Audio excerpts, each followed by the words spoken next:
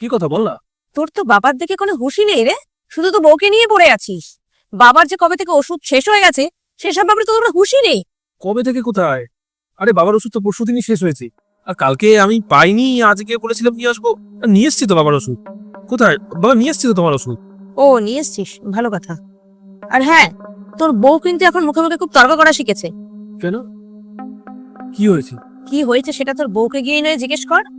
এখন থেকেই না ওকে শাসন করতে শেখ, না হলে না তোর হাতের নাগালের বাইরেও চলে যাবে, তখন বুঝতে পারবি।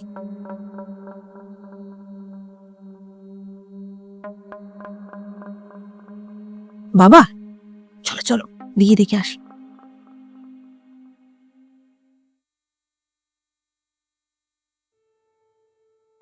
কি গো, কি হয়েছে? নিচে বাবা দিদি বলছিল আমাকে। কি হয়েছে আবার? কিছুই হয়নি, ওষুধের ব্যাপার নিয়ে বলছিল। হ্যাঁ আমি শুনলাম, ওষুধের কথাটা আমাকেও বলছিল।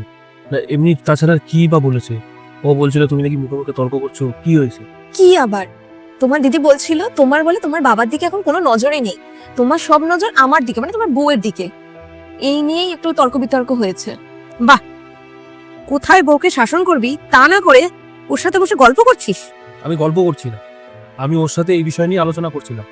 আর তুই কি আশা করে এসছিস যে আমি ওকে শাসন করব, উলট পালট কথা বলবো? বুঝতে পেরেছি, এখন বউয়ের গোলাম হয়ে গেছিস তুই। আচ্ছা, আমি বউয়ের গোলাম? যেহেতু আমি ওর ব্যাপারে চিন্তা করি, ওর সব বিষয়ে নজর রাখি, আমি এই জন্য ওর গোলাম হয়ে গেলাম?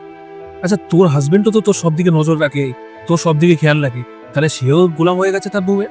তোরা যা ইচ্ছা কর, আমার দেখার দরকারও নেই।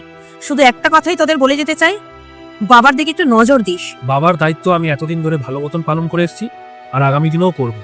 তোকে সেটা নিয়ে মাথা ঘামাতে হবে না।